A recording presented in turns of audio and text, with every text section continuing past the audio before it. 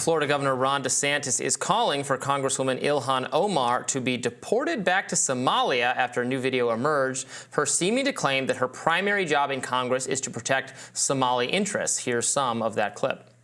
dad badan ay soo wacay oo waxay leeyihiin Ilhan dawladda Mareykanka inaan la hadashid waaye dawladda Mareykanka maxay ka qabanaysaa jawaabteedu waxay ahayd dawladda Mareykanka waxay ka qabanaysaa wixii annaga aan dhahno dawladda Mareykanka qabo waa kalsoonidaas inaan isku qabno annaga Soomaali hadii aan nahay wadankan annaga ku nool wadankii aan annaga tax ka dhiibno waaye waa wadankii gabar idinka dhalatayne ee Congress ka fadhiso intii aniga aan Congress joogo wadanka Soomaaliya biyaheeda dad kaleeta iyo badeeda dad kale ma qaadanayaan.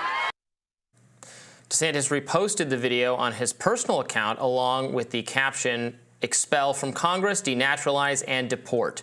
DeSantis wasn't alone in condemning Omar's rhetoric. Deputy Minister of Foreign Affairs, Republic of Somaliland, Rhoda J. Elmi, reposted the video as well, writing, quote, "Specifically troubling were her endeavors to revive the once violent and dangerous ideology of Greater Somalia, which caused so much death, destruction, and conflict in the Horn of Africa." But some saw some issues with the calls to punish, even deport American citizen Omar over her supposedly treasonous ties to other countries. The right-leaning American Spectator published an article claiming that the video's translation was being distorted for political ends. From the Spectator, and a Somali analyst with the Heritage Institute for Policy Studies told me on X that Omar's words were being distorted to push an agenda. Similarly, Faisal Ali from The Guardian told me she didn't threaten to invade Somalia's neighbors. She didn't say she was Somali first and Muslim second.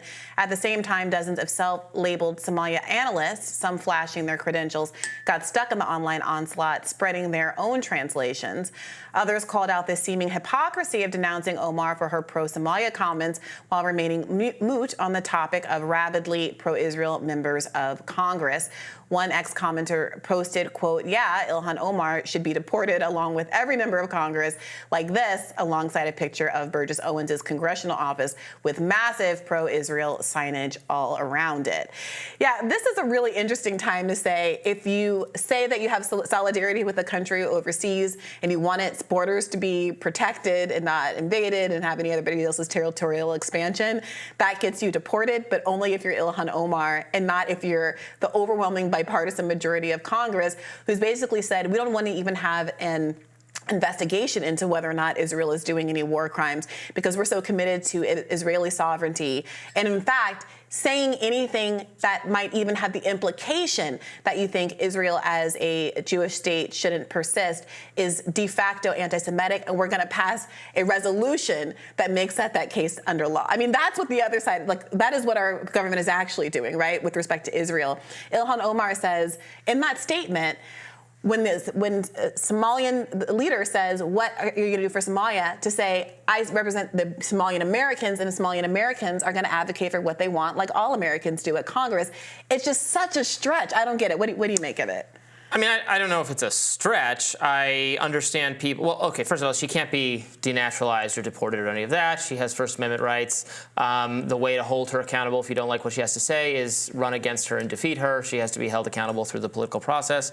I would be fine with that happening. I can't speak to whether there are translation errors here, but I understand even if there weren't, why. I was struggling with it. Sorry, go ahead. Well, I understand people saying, a member of Congress saying their first loyalty is to Somalia or Somalians and then to Islam, and then not even mentioning America as a third thing. That was what many conservatives were objecting to. But it also, and this is the difference between me and the vast explicitly pro-Israel people out there, I also find it a little odd that Israel's priorities seem more important than America's, two members of Congress, that there's no shortage of money to be found for foreign wars and support for Israel's security and very little to be found at home. So that, like, I'm similarly annoyed by that. I'm frankly, I can't understand if you're I don't know, like, you should have some pride in the country you're in, that you're representing as a member of Congress. Like, if you don't think that, I don't know what you're doing. I'm not specifically saying that to her, just all of them. I don't.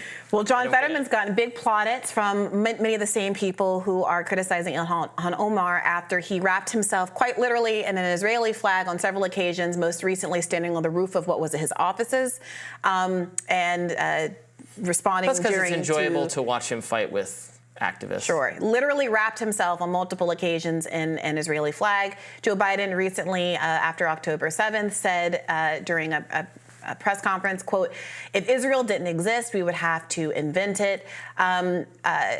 Hakeem Jeffries has referred to Jerusalem as the sixth borough of New York. And we have an interesting quote for an old Nancy Pelosi appearance that was also going around that goes to how committed establishment politicians on both sides of the aisle are to Israel, perhaps even over U.S. interests. Let's take a look at that.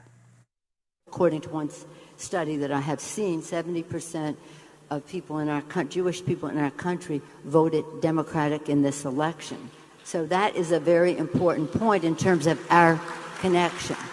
I have said to people when they ask me if this Capitol crumbled to the ground, the one thing that would remain is our commitment to our aid. And I don't even call it aid, our cooperation. Yeah, I wish our government thought that, like, if the Capitol were to crumble to the ground, our one priority would be, I don't know, continuing to fund our own security or our own infrastructure or something like that, or our own healthcare system. Aid to Israel. It would be modern, developed, the money affluent overseas. country that we give more money to than any other country in the world, including Somalia, which is impoverished and has humanitarian needs, gets, of course, less money in U.S. funding. Yes, I wish all of our Israel. Political figures would read the room a little bit better, read the room being the broader nation at large. The reason why there's a lot of the America First sentiment thriving on the right and not just on the right is that U.S. government officials for too long have been negligent when it comes to what's going on at home and are easy to find money for every other government under the sun, a friendly nation, supposedly. I don't even know what we're getting out of it. Frankly, it seems like we're getting less safe as a result. And that makes a lot of people very angry. It's given rise to political figures like Donald Trump and others on the right, and probably some on the left as well, trying to reorient the priorities of the federal government in a more inward direction, and the elites keep missing it. Yeah, I think another part of the story that shouldn't go uncommented upon is the threat to deport her, an American citizen and sitting congresswoman. It's hard to imagine that kind of threat would have been made against someone who was not, one, a recent immigrant, and two, also Black and Muslim.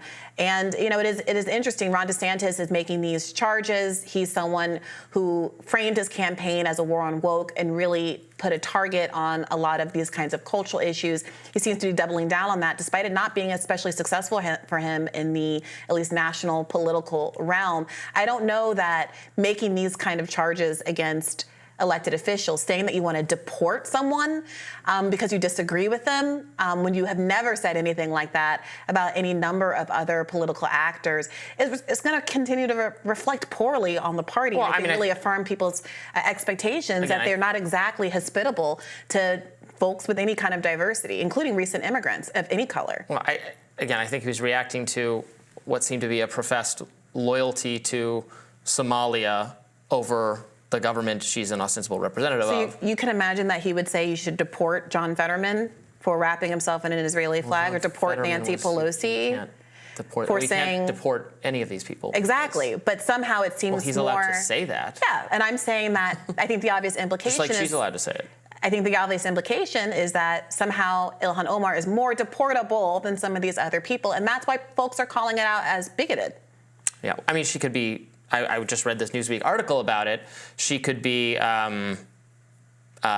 forced to register as a foreign. I mean, that's going on with Menendez right now. Right, and AIPAC, who's a good example of someone who has put foreign governments' interests ahead of the U.S. in a criminal and corrupt and chargeable way, one that Democrats and Republicans recognize is a major scandal that he has been, and doing it, it's seemingly not for ideological, I mean, maybe it's for ideological reasons as well, but also just for personal enrichment. Yeah, but the big story here is really how AIPAC has managed, unlike all these other foreign lobbying groups, not to have to register as a foreign agent the way that any other country's lobbying group has. And the history of all of this is fascinating. I've been reading John Mearsheimer's history of AIPAC in the United States, and it is incredible how differently it is treated than other national interest groups.